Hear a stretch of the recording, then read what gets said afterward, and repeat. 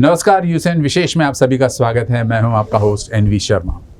सन 2019-2020 में पूरी दुनिया पैंडेमिक के कारण बहुत त्रस्त हो गई थी और परेशान थी, क्योंकि उस समय जो फर्स्ट वेव ऑफ कोविड आया था तो न लोगों को इसके बारे में बराबर अध्ययन था, न ही इसका कोई एक्सपीरियंस था।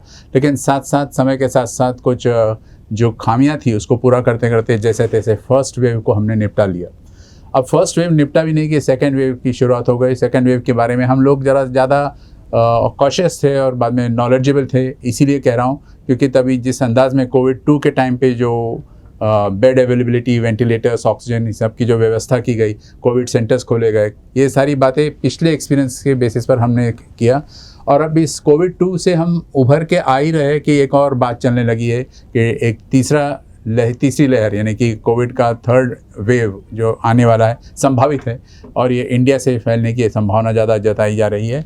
कहते हैं कि इसको हम लोग ज़्यादा अच्छे से निपट सकते हैं बिकॉज इसके बारे में अभी स्टडीज़ भी होने लग गई है। तो आखिर ये डेल्टा प्लस क्या है जिसके कारण एक कोविड 3 का जो लेयर है या वेव है वो आने वाली है, इसके बारे में आज हम बात करेंगे। और इसके लिए आज हमने आमंत्रित किया है कलेक्ट्रेट के टास्क फोर्स कमेटी के core member Shri doctor Ravindra Sarnaik sir को, जो हमें बताएंगे कि ये कोविड क्या है और इसके बारे में हम कितना प्रिपेयर्ड है। बहुत बहुत स्वागत है सर आपका। सर, सुना है कि जैसे एक डेल्टा प्लस का जो नॉमेनक्लेचर किया हुआ है B.1, .61, 7.2.1, जो जून 11 को घोषित की गई है घोषणा उसके नॉमेनक्लेचर की, तो ये क्या है और इसके वेरिएंट्स भी है, ये कितने घातक हो सकते हैं? सही सवाल है। जो कोरोना है वो म्यूटेट होता है। ये जो आरएनए वायरस होता है, हाँ। ये हर टाइम इंसान के शरीर में जब वो मल्टीप्लाई होता है, उसके रिप्लिकेशंस बोलते हैं, और वो एक की जगह ऐसे लाखों उसके वायरस कॉपीज बनते हैं जी। इसके दरमियान कुछ अगर चूक हो गई तो ये वायरस अपने आप म्यूटेट भी होता है। इसकी बहुत सारी वजह है और ये आरएनए वायरस का एक गुणधर्म है कि कुछ मात्रा में ये अपन जैसे पहले इन्फ्लुएंजा नाम की बीमारी भी सुने, तो हर साल इन्फ्लुएंजा की वैक्सीन जब आती तो काफी बार उनको कुछ परिवर्तन करना पड़ता है क्योंकि वो म्यूटेंट्स आते हैं। और उसी तरह से ये उसका स्वभाव है इस वायरस का कि वो म्यूटेट कुछ हिस्सों में ज्योग्राफिकली कुछ हिस्सों में होता है और क्योंकि वो उसके जो कैरेक्टरिस्टिक्स है वायरस के वो बदलते हैं। बहुत सारे समय पे ये बदले हुए जो उनके कैरेक्टर्स है वो ज्यादा हानिकारक नहीं भी रहते हैं। अच्छा। और धीरे धीरे वो वायरस कम भी होना शुरू होता है, सामाजिक उनका जो पूरा ये। परंतु कभी कभी अभी जैसे अपन देख रहे हैं कि ये जो अभी अलग अलग अल्फा, डेल्टा, ये नाम से अलग वेरिएंट्स आ रहे हैं, नॉमेनक्लेचर में बहुत सारे ऐसे वेरिएंट्स अपन लेबोरेटरीज में उनको प्रोसेस होते हैं, सैंपल लिया जाता है, वायरस को कल्चर किया जाता है, उनका जीनोमिक एनालिसिस होता है और फिर वो जो वायरस के ऊपर उसका जो एक सरफेस रहता है उसमें कुछ प्रोटीन्स रहते हैं, तो उसमें कुछ अगर परिवर्तन पाया गया तो उसके हिसाब से उनका नॉमेनक्लेचर तैयार होता है। अच्छा। तो ये जो डेल्टा था, मतलब जो अपने यहाँ सेकंड वेव हुई, ये अभी ऑलरेडी अपने जीनोमिक एनालिसिस होके पता चला है कि ये डेल्टा के वजह से ही हुई है ना, डेल्टा वेरिएंट से ही सेकंड वेव ज्यादा से ज्यादा जो कोई तबाही मचाई वो वायरस ने, वो ये परिवर्तित रूप में ही हुई है। और अभी ये सिर्फ एक पर्टिकुलर ज्योग्राफिक एरिया में नहीं रहा, तो ये फैल गया क्योंकि इसके दो कैरेक्टरिस्टिक्स जो निकले हैं, एक तो इसका संसर्गजन्यता जो रहती है, कम्युनिकेबिलिटी, ये थोड़ी ज्यादा पाई गई है। अच्छा। जैसे अपन ने देखा होगा कंपेयर टू कोविड 1 की जैसे अपन ने वेव 1 में देखा कि अपन तुरंत जो पेशेंट पॉजिटिव आते थे उनको तुरंत अपन आइसोलेट करते थे तो घर के बाकी लोगों को ये बीमारी नहीं भी होती थी। परंतु सेकेंड वेव में अपन ने देखा कि दूसरे तीसरे दिन अगर घर वालों की टेस्टिंग चालू की, जिसको अपन कॉन्टेक्ट ट्रेसिंग बोलते, तो काफी ज्यादा प्रमाण में एक परिवार में ज्यादा मरीज दिखाई दिए हैं। तो ये संसर्गजन्यता डेल्टा के ज्यादा पाई गई है जी। इसी वजह से वो ज्यादा जगह फैल भी गया है। ज्योग्राफिक जो रहता, जैसे कहते हैं कि जो एपिडेमिक आते हैं इनको नेशनल बॉर्डर्स नहीं रहती है कोई, ये पूरी दुनिया में, इसीलिए पैंडेमिक हो रहा है। तो उसी तरह से ये देखते देखते कुछ समय में ये डेल्टा वेव जो है वो पूरी तरह से स्प्रेड होगी। इसका काउज है जो वो डेल्टा वेरिएंट है और वो अभी कुछ प्रमाण में डेल्टा प्लस करके अभी आ रहा है, कुछ अभी 2-3 हफ्ते, चंद हफ्तों में, क्योंकि ये ब्रिटेन में पाया गया कि उसमें जो वेरिएंट्स है, अपन उसके टेक्निकल डिटेल्स और नॉमेनक्लेचर में नहीं जाते हुए, साधारण वही वायरस है, परिवर्तित रूप है, और उसका जो मतलब कैरेक्टरिस्टिक्स है वो बदलाव आया है जी। और वो बदलाव आने की वजह से अपने को सतर्क रहना जरूरी है जी। सर, जैसे आपने कहा एक वर्ड यूज किया म्यूटेंट, तो ये क्या म्यूटेशन होता क्या है और कैसे होता है, और इसके कारण ये वेरिएंट्स कैसे डेवलप हो जाते हैं? जैसे अभी हमने B.1.617.2.1 ये इसको डेल्टा प्लस कह दिया, उसके दो भाई है वेरिएंट्स जिसको आपने कहा कि B.1.617.3 और B.1.1.318, ये दोनों उसके वेरिएंट्स हैं। अलावा इसके आपने जैसे कहा ग्रीक अल्फ़ाबेट्स यूज़ किया जाता है कि कैपा जो है ये, या फिर बाद में लैम्डा C37, ये सब वेरिएंट्स डेवलप कैसे होते हैं?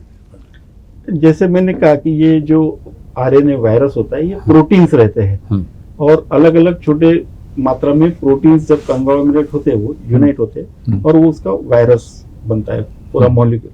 अब ये वायरस के जो प्रोटीन से जब ये म्यूटेट होते हैं तो ये ऑल्टर होते हैं, कि जैसे उसका सरफेस होता है वायरस का, उसके ऊपर अलग अलग टाइप के स्पाइक प्रोटीन्स बोले जाते हैं, जिसके वजह से इनका संक्रमण करने की उसकी जो प्रमाण है वो बढ़ सकता है।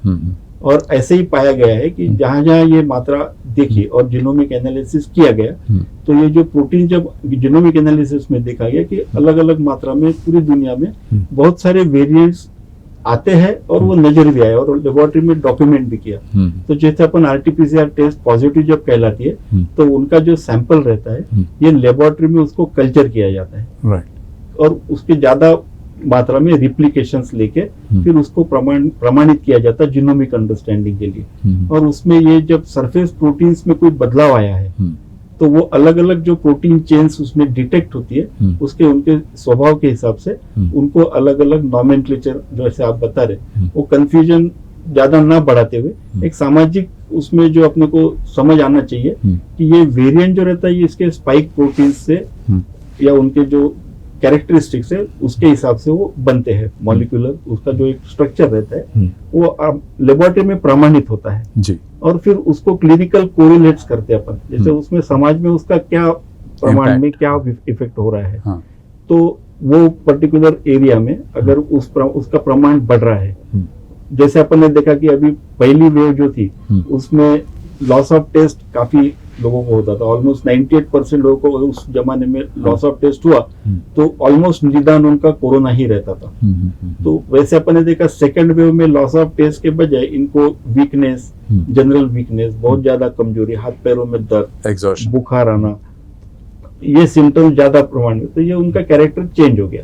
तो इसी तरह से अभी जैसे अपन थर्ड वेव की तरफ ध्यान रख रहे हैं, तो डरने के बजाय अपने को ये ध्यान देना चाहिए कि अभी क्योंकि पैंडेमिक चालू है, तो कोई भी नई सिम्टम अपने को अगर दिखाई नजर आती है तो उसको अपने को सस्पेक्ट करना चाहिए। अगर ये सिम्टम एक से ज्यादा मरीज में अगर नजर आ रही है तो एकदम से अर्ली डायग्नोसिस जिसको बोलते हैं, सस्पिशन जिसको बोलते हैं, क्योंकि लेबोरेटरी में सैंपल जाएगा, जीनोमिक एनालिसिस होगा, उसको टाइम लगता है, तब तक ट्रीटमेंट शुरू हो जाना चाहिए। हाँ, मतलब एटलीस्ट डायग्नोसिस हो गया तो इसमें दो एडवांटेजेस बहुत डिस्टिंक्ट रहेंगे। एक तो उनको अपन बाकी लोगों से थोड़ा आइसोलेट कर सकते हैं ताकि घर के बाकी लोग या उनके साथ में फ्रेंड्स है, फैमिलीज है, इन लोग इन्फेक्ट होने से अपन बचाव कर सकते हैं। और उनको प्रॉपर मॉनिटरिंग और ऑब्जर्वेशन से उनका जो कोई अपने को प्रोग्रेशन ऑफ इलनेस जिसको कहा जाता, उससे अपने को भी सीखने मिलेगा और उसके वजह से और ज्यादा सामाजिक लोगों को उसका नॉलेज मिलेगा, तो उन लोग ज्यादा सतर्कता से उसके तरफ ध्यान रखेंगे। जी सर, आप एक पल्मोनोलॉजिस्ट हो, माने जाने पल्मोनोलॉजिस्ट हो, आपके पास केसेस आते होंगे, तो किस किस्म के सिम्टम्स जनरली आते हैं? मैं खास with reference to Delta plus की बात कर रहा हूँ। अभी देखिए डेल्टा प्लस अभी जस्ट 2 दिन पहले का जो डाटा अपने इंडिया का आया है, एक साधारण 45,000 से 65,000 जीनोमिक सीक्वेंसिंग या एनालिसिस अपन ने किया है अभी। इसमें से अभी जो डेल्टा प्लस स्पेसिफिकली है, ये अभी इंडिया में 45 से 62 के अंदाज में रिपोर्ट हुए हैं डेल्टा प्लस। तो ये जो है अभी ये पॉकेट्स में है, एकदम से डरने की इसलिए जरूरत नहीं कि ये पॉकेट्स में है, कई जगह पे सीमित है, और अभी उसके ऊपर नजर भी रखे हुए है, इवेल्युएशन भी चालू है। तो इनका प्रेजेंटेशन जो है, बुखार साधारण सभी तीनों टाइप के वेरिएंट्स में भी रिपोर्ट किया हुआ है, परंतु जैसे अपन ने देखा कि साउथ अफ्रीकन वेरिएंट अलग है, ब्राजील का अलग है, इंग्लैंड का, यूके तो वहाँ उनके प्रेजेंटेशन जो है थोड़े बहुत मात्रा में कम ज्यादा हो सकते हैं, पर बेसिकली ये अपर रेस्पिरेटरी इन्फेक्शन है। हाँ। जिसमें सर्दी जुकाम खांसी ये साधारण तौर पे दिख रहा है। काफी लोगों को, अभी कम उम्र के लोगों को ज्यादा आया, जैसे सेकंड वेव अपन ने देखा कि पहले 60 साल के ऊपर के लोगों को धोखा ज्यादा होता था इस संक्रमण से, परंतु अभी कम उम्र के लोग कम समय में ज्यादा ऑक्सीजन, मतलब कम ऑक्सीजन की कमतरता की वजह से उनको एडमिट भी करना पड़ा। और जैसे हम लोग अभी बातचीत भी चल रही है कि सेकंड वेव, अभी भी सेकंड वेव में वो कोरोना नेगेटिव हो गए होंगे टेस्ट में, पर काफी मरीज अभी भी हॉस्पिटल में एडमिट है, ऑक्सीजन पे है।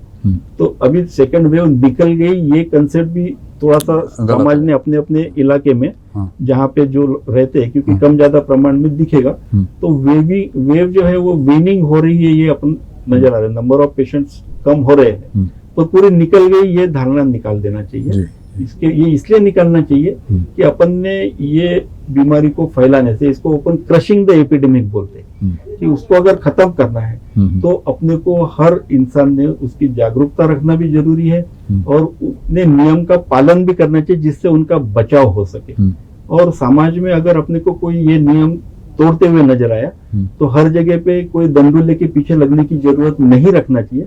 ये इसको अपन कम्युनिटी स्पिरिट्स बोल सकते हैं, या इट्स अ कम्युनिटी मूवमेंट। तो थर्ड वेव पे इसका बहुत जबरदस्त इम्पैक्ट आ सकता है, अगर हर, क्योंकि अपन ने ऑलरेडी 2 वेव्स में बहुत सारी चीजें सीखी है, और अपन इंसान जो रहता है, इनको माइंड रहता है, इनको इंटेलिजेंस रहता है, और वायरस को ये सब नहीं रहता है, विदाउट ब्रेनलेस रहते हो। पर वो बायोलॉजिकल कैरेक्टरिस्टिक्स वायरस के ऐसे है कि वो फैलने की क्षमता रखता है। तो अगर अपन सामाजिक इंटेलेक्चुअल अगर इसके अगेंस्ट यूनिफॉर्मली यूनाइटेडली खड़ा हो गया, तो इसको काफी हद तक अपन थर्ड वेव को सामाजिक तौर पे, कम्युनिटी लेवल पे कंट्रोल कर सकते हैं, क्योंकि अपने को इसको प्रिवेंटिव ढांचा जो है वो ऑलरेडी 2 वेव में अपन ने देख लिया है कि इससे बचाव किया जा सकता। बस जब हो जाती है संक्रमण, फिर उसको सामना करना हर एक इंसान की बस में नहीं हो सकता। जिसकी प्रतिकार शक्ति कम है, साथ में कुछ बीमारियां हैं, उनको ये वायरस तकलीफ दे सकता है। सर, आमतौर पे अभी हम ये मान के चल सकते हैं क्या कि पहले जो सर्दी खांसी बुखार होता था तो वो कॉमन कोल्ड के कैटेगरी में आ जाता था, और कुछ एंटीबायोटिक्स वगैरह लेके हम ठीक भी हो जाते थे, यहाँ तक कि दादी जी का नुस्खा जो हल्दी को गर्म पानी में या दूध में डाल के पियो। तो आजकल वो सिस्टम बंद हो गया, और बाद में इसको हम एक न्यू पैंडेमिक के रूप में देख सकते हैं सर, क्योंकि कॉमन कोल्ड बंद ही हो गया, ऐसा मानेंगे हम? कई बार ऐसा बहुत अच्छा प्रश्न है। इनफैक्ट अभी मतलब कम हो रही है, ये रिसीड हो रही है, सेकंड वेव कम। तो इस दरमियान अभी सर्दी जुकाम खांसी के मरीज, क्योंकि अभी वातावरण पे बादल आ गए हैं, तो ये जनरली इन्फ्लुएंजा आने का समय रहता है। तो अभी इन्फ्लुएंजा के मरीज भी दिखना शुरू हो गए, और इन्फ्लुएंजा एक वायरल इलनेस ही है, और सीजनल रहता है। तो जनरली ये जो रहता है, जो लोगों को लग रहा है कि दूसरी बीमारियां कम हो गई, ऐसा नहीं है, क्योंकि अभी जो प्रमाण था कोरोना के पेशेंट्स का वो बहुत ही ज्यादा था, और अभी जैसे जैसे कोरोना के मरीज कम हो रहे हैं, तो स्टैटिस्टिकली अभी दवाखाने में सर्दी जुकाम बुखार के भी मरीज आ रहे हैं जो कोरोना नेगेटिव रहते हैं, टेस्टिंग में 1-2 दिन में ठीक भी हो जाते हैं, जो साधारण अपने इन्फ्लुएंजा में अपन डायग्नोस करते हैं। हर टाइम इन्फ्लुएंजा के भी स्पेशल टेस्ट होते हैं, परंतु नॉर्मली वो इतने जल्दी अच्छे होते हैं पेशेंट कि उसमें अपन बहुत ज्यादा महंगे टेस्ट नहीं कराते, और पेशेंट वैसे ही अच्छे होते हैं, साधारण समाज को भी सबको मालूम है। जी, जब हम डायग्नोसिस की बात कर रहे हैं, टेस्ट की बात कर रहे हैं सर, तो पहले जो कोविड-2 जो था लहर, उसमें हम लोग HRCT या RT-PCR इस किस्म के टेस्ट से डायग्नोस करके कंफर्म करते थे कि है या नहीं। तो क्या ये डेल्टा प्लस की जो वेरिएंट्स आ रहे हैं, तो इसके लिए भी वही टेस्ट लागू होंगे या उसमें कुछ नए टेस्ट करने पड़ेंगे? सही सवाल है। टेस्ट जो RT-PCR टेस्ट है वो तो सब निदान के लिए वही गोल्ड स्टैंडर्ड है, वही लेना चाहिए। उसमें भी अपने को पहले भी देखा है अपन ने कि साधारण 82% लोगों का पॉजिटिव यील्ड अच्छा रहता है। वो डिपेंड करता है कि टेस्ट कब किया, क्योंकि कब तकलीफ शुरू हुई, और 8-10 दिन टेस्ट नहीं किया तो काफी बार टेस्ट वैसे ही नेगेटिव हो जाता है। तो वो जो पहले 3 ICMR के गाइडलाइन से जब टेस्ट करना है, उसमें 82% लोगों का पॉजिटिव आ रहा है। अभी अपने को यही देखना है कि जो अभी नए फिर से इनके पेशेंट बढ़ना शुरू हो जाते हैं तो अपने को डिपेंड आरटीपीसीआर टेस्ट पे ही करना है जी। उसका स्पेसिफिक निदान आरटीपीसीआर टेस्ट में ही होगा। सीटी स्कैन जैसे आपने पूछा इसलिए जिक्र करना चाहूंगा कि इसमें अपने को अंदाजा आ सकता है कि फेफड़े में कुछ दाग है क्या, कुछ निमोनिया हुआ है क्या, पर वो आरटीपीसीआर इतना स्पेसिफिक कंफर्मेटरी टेस्ट नहीं है।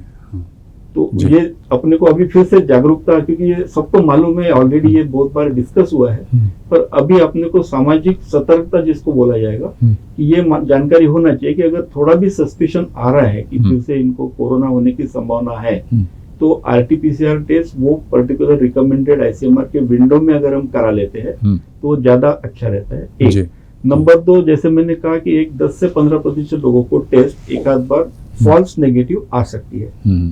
तो वो अगर सिम्टम्स परसिस्टेंट है, बुखार आ रहा है या सर में दर्द हो रहा है, लूज मोशंस हो रहे हैं, क्योंकि इस सेकंड वेव में इस टाइप के और नए लक्षण देखे, तो या फिर और भी कोई लक्षण अभी अगर पेशेंट बढ़ना शुरू होते हैं तो अपने को नजर अगर आ रहे हैं तो इसमें अपने को 48 घंटे में या डॉक्टर्स देख के बताएंगे वो केस में रिपीट टेस्ट करना भी उतना ही जरूरी है।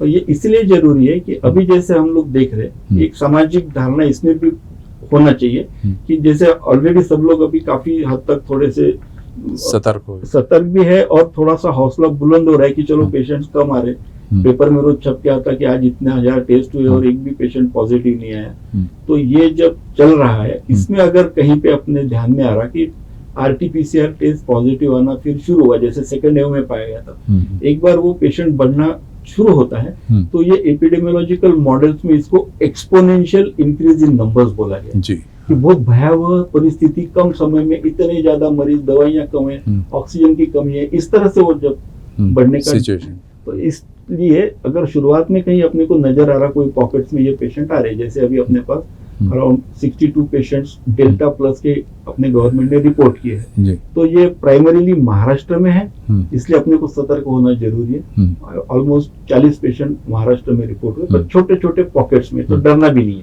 है। आपने जैसा कहा जियोग्राफिकल लोकेशंस पर भी डिपेंड, केरला में है और एमपी में है अभी जो 62 पेशेंट रिपोर्ट हुए, तो बाकी जगह अभी है नहीं। तो ये फैलने का जो एक चांस रहता है, पोटेंशियली उन लोग कहीं पे भी फैल सकते हैं, और ये म्यूटेंट जो है ये लोकली इवॉल्व भी हो सकते हैं।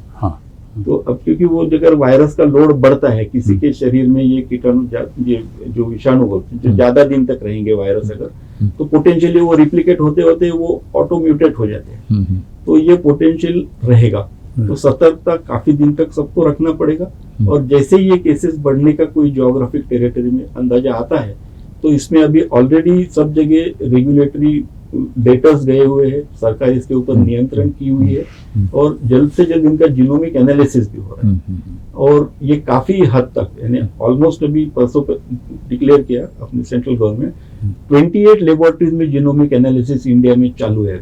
क्या होता है सर जीनोमिक एनालिसिस या सीक्वेंसिंग क्या होता है? बेसिकली जो मैं बताया कि वो सैंपल अगर पॉजिटिव है या सस्पेक्टेड पॉजिटिव है, इनको लेबोरेटरी में अपने को कल्चर करते हैं, वायरल कल्चर। ये बहुत हाई टेक्नोलॉजी का लेबोरेटरी में ही परमिशन मिलती है, क्योंकि संभवतः वो जो वायरस जहाँ पे कल्चर करेंगे वो पोटेंशियली लेबोरेटरी के स्टाफ में भी फैलने की क्षमता है।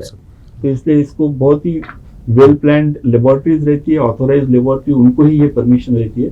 वो कल्चर करके फिर उसको स्पेशल अलग अलग तरीके रहते हैं, वो टेक्नोलॉजी डिस्कस करने की जरूरत नहीं, पर अपने को उसमें दिख जाता है कि ये जो अपने को ओरिजिनल फेज 1 वाला स्ट्रेन है उसका एक जीनोमिक स्ट्रक्चर या उसका एक डायग्राम अपने लेबोरेटरी में रहता है। ये पूरे दुनिया में हर एरिया का सेंट्रलाइज किया हुआ है WHO के सजेशन से।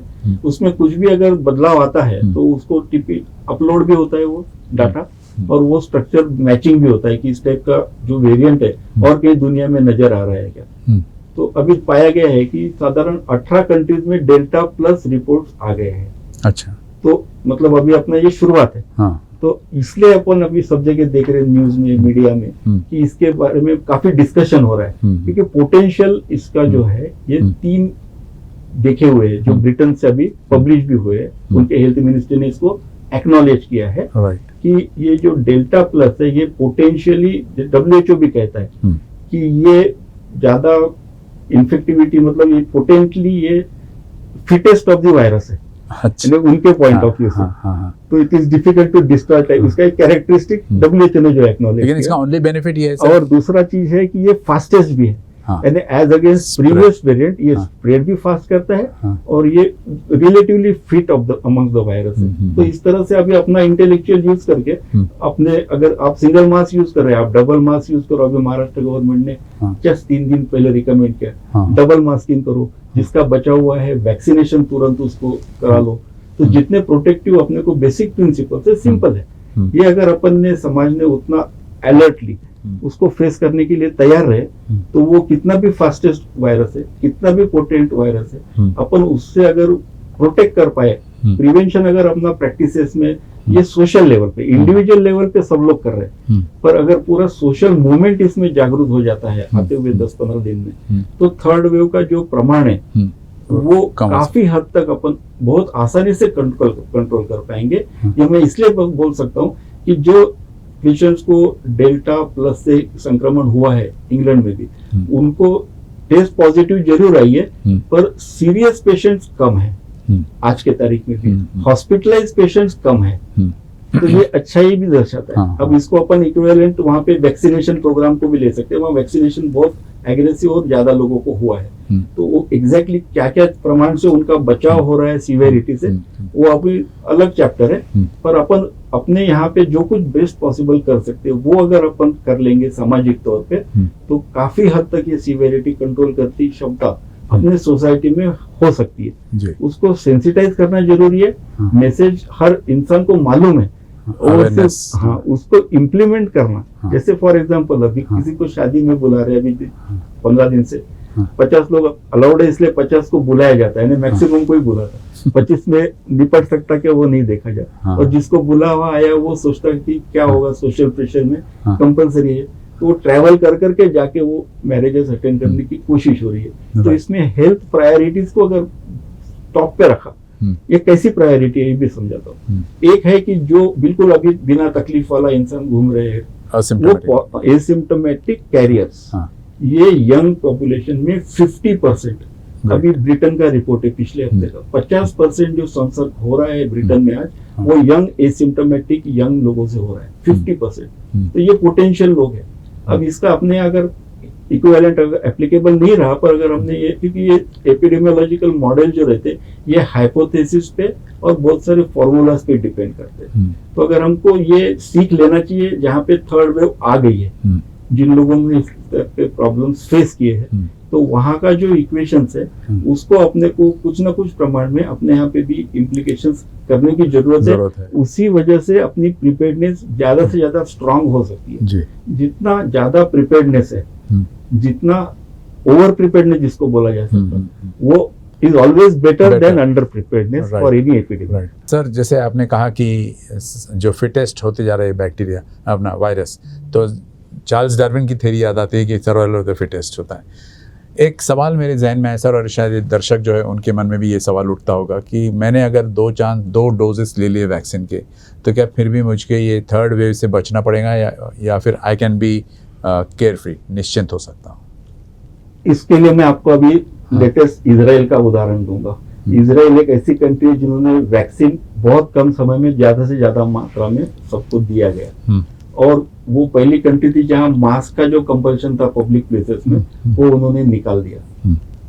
अभी जैसे डेल्टा प्लस ये पेशेंट्स आना शुरू हुए, क्योंकि आप जैसे देखते हैं इंग्लैंड में आए हैं, इंग्लैंड से उनके जो डेस्टिनेशन रहते टूरिज्म के, पोर्तुगल सब आजू बाजू, तो पड़ोस देशों में भी वहां से पेशेंट जाने की संभावना बढ़ गई।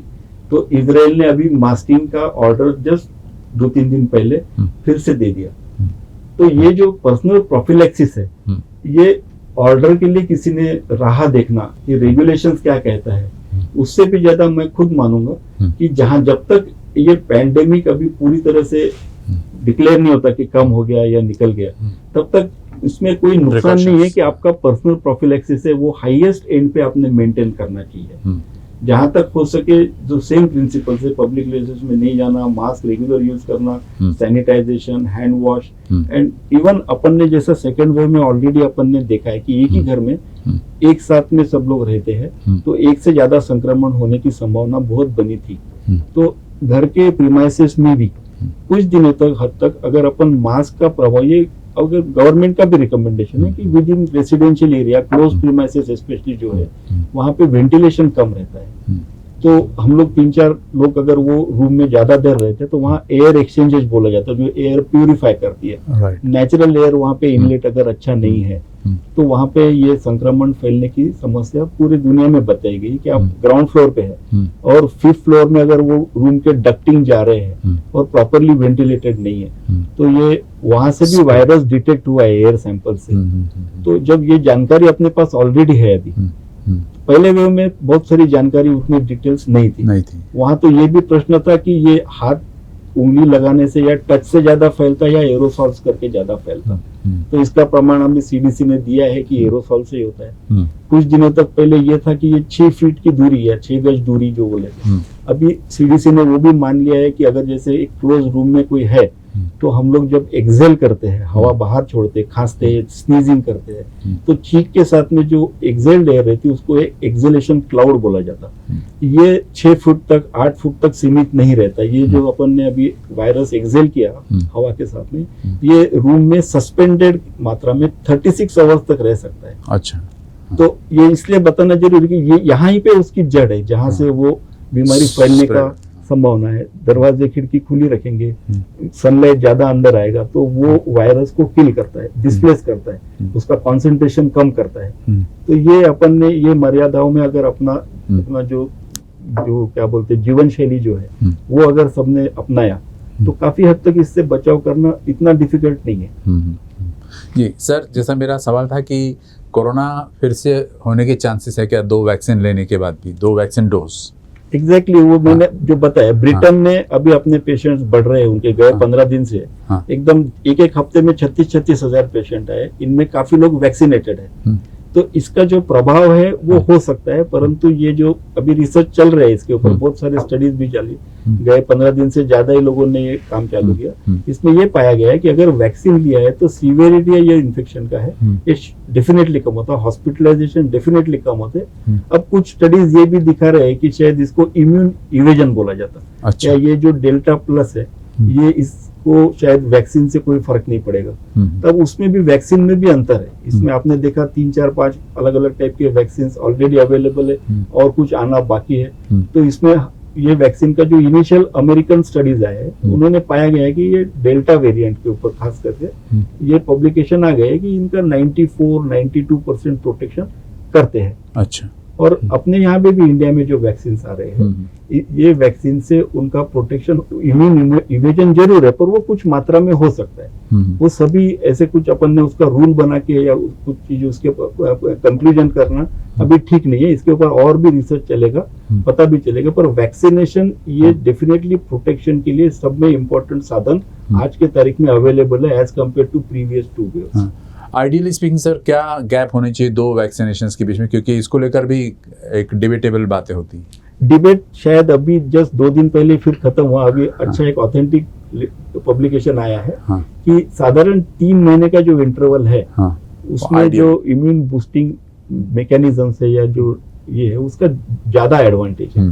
तो थोड़ा इंटरवल लेके ही, वैक्सीनेशन का पुराना फॉर्म ये है, रिकमेंडेशन है कि वैक्सीन 2 जब दिया जाता है तो कॉन्जिक्यूटिव वैक्सीन में साधारण तौर पे आपको अराउंड 3 मंथ्स का इंटरवल रिकमेंडेड था पहले भी, दूसरे भी कोई वैक्सीन। यहाँ पे भी अपने यहाँ पे अभी वही बता रहे हैं कि पहले जैसे एकदम 4 हफ्ते, चाहे वो कोई भी ब्रांड हो, आप कह रहे हो कोवैक्सीन हो, कोविशील्ड हो, कोई भी हो, तो 3 मंथ्स का गैप आइडियल। ये जो क्योंकि वैक्सीन ब्रांड बाहर से आप शरीर में मिल रहा है पर ये शरीर का जो प्रतिकार शक्ति है वो इम्यून रिस्पॉन्स जो बॉडी का रहता उसके प्रिंसिपल सेम रहते हैं। अच्छा। तो उसमें एंटीबॉडीज फॉर्म होती है, फिर उसके बाद में सेलुलर लेवल पे अपना प्रतिकार शक्ति बढ़ती है, फिर वो जो कोई एंटीजन रहता है या वो वायरस का जो सेंसिंग रहता है बॉडी को, उसके बारे में एक बॉडी में मेमोरी क्रिएट होती है।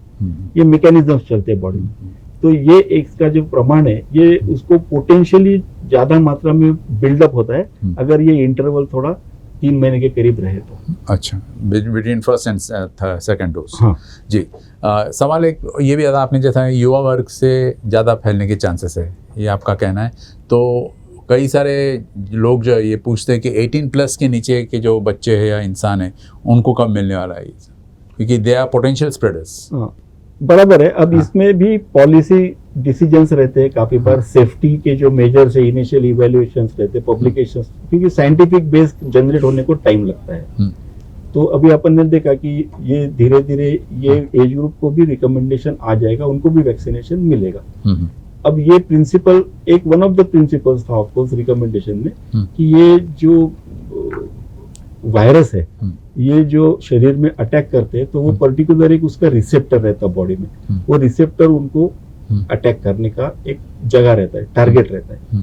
बच्चों में ये रिसेप्टर्स कम प्रमाण में है। अच्छा। हाँ, upper respiratory tract, lower respiratory tract में अगर वो टारगेट रिसेप्टर्स का नंबर ही कम है तो बच्चों में इसका प्रभाव कम रहेगा, अटैच होने के चांसेस ही कम है जी। क्योंकि उसके सरफेस पे रिसेप्टर्स जहाँ कम है तो अटैक उस प्रमाण से कम होगा। ये एक अगर ये थ्योरी है, क्लिनिकल इम्प्लीकेशंस अलग हो सकते हैं। तो ये एडल्ट्स में ज्यादा है, तो उनका अटैक एडल्ट्स में, ओल्ड एज में अपन ने पहले देखा, परंतु अभी ये पाया गया है कि जैसे जैसे ये थर्ड वेव आ रही है स्पेशली यूरोप में, तो ये बच्चों में भी इसका प्रमाण पाया गया है। एडमिट भी हो रहे हैं, बच्चों को ऑक्सीजन भी कम हो रहे हैं। हाँ जी, तो उनके बच्चों के आईसीयूज फुल हो रहे हैं, उनको ऑक्सीजन लग रहा है, ऐसे दिख रहा है। पर एकदम अब वहां हो गया तो अपन ने एकदम डर जाने की भी जरूरत नहीं है। साधारण यही समस्या का प्रॉब्लम है कि उनको अगर अपन बचा के रख रहे हैं, एक्सपोजर कम रहे, एनवायरमेंटल एक्सपोजर कम रहे, पब्लिक प्लेसेस से अपन जो बाकी प्रिंसिपल्स फॉलो कर रहे हैं, उसके बावजूद अगर किसी को तकलीफ होती है तो डिले इन डायग्नोसिस ना होते हुए तुरंत उसके ऊपर अगर अपन ने मॉनिटरिंग शुरू करे तो काफी हद तक उसको सीमित किया जा सकता है। और विद टाइम वैक्सीनेशन का जो पार्ट है वो भी definitely at regulatory level already under consideration चल रहा है और उसका भी कुछ ना कुछ रिकमेंडेशंस आएगा टाइम। जी जी, with the time to come. Sir, we are running out of time. अगर आप एक क्विक मैसेज दे दोगे जनता को, आप क्या कहोगे? खास मैसेज यही है कि वायरस के रूप बदल रहा है, वो उसके कैरेक्टरिस्टिक्स बदलते हैं, ये उसका नेचुरल बायोलॉजिकल फिनोमेना है और इंसान को अपने तौर पे अपना इंटेलेक्चुअल मैक्सिमम रख के इसका सामना करना है। ये एक तरह का ये लड़ाई है और ये अपने को सामूहिक कम्युनिटी लेवल पे एक साथ आके अगर लड़ने का सोचे, क्योंकि अगर वो वायरस अपने 10 में से एक जन को अटैक कर देता है तो वो बाकी बचे हुए 9 लोगों को भी पोटेंशियली इन्फेक्ट करने का उसमें काबिलियत रहती है। तो हम 10 के 10 मिलके अगर पूरे प्रतिकार अपने अच्छे से लगा देंगे और सब पालन करेंगे तो ये वायरस से इतना डर नहीं रखना चाहिए। तीसरी वेव को कमजोर करने के लिए अगर आती है तो पूरा समाज को इकट्ठा एक साथ आके अगर ये पूरे प्रिंसिपल्स पे अपना जीवन शैली रखेंगे तो काफी हद तक तीसरी वेव अपन कंट्रोल कर सकते हैं। Thank you very much, sir. It was a nice message and pleasure as usual talking to you. Thank you. नमस्ते।